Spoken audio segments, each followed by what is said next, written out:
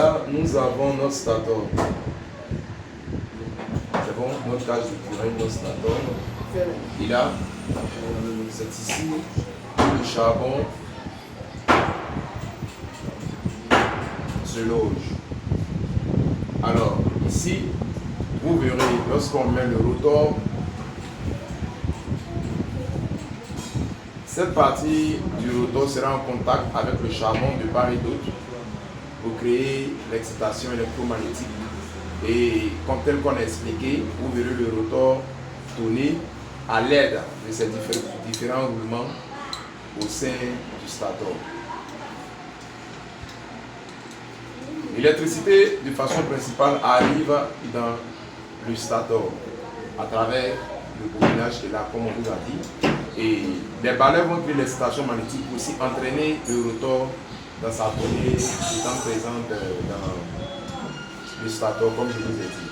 Et il arrive par moment que cette partie, il y a des liquides, certains éléments qui vont soit noircir cette partie du rotor. En ce moment, il va falloir nettoyer, que ce soit bien brillant comme ça. Et on peut aussi utiliser ce dégrippant pour carte électronique. Regardez, pousse un peu.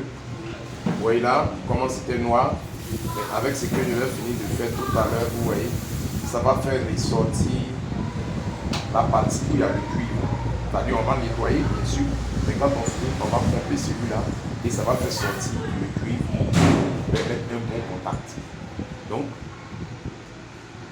rotor, stator, inducteur charbon, c'est bon.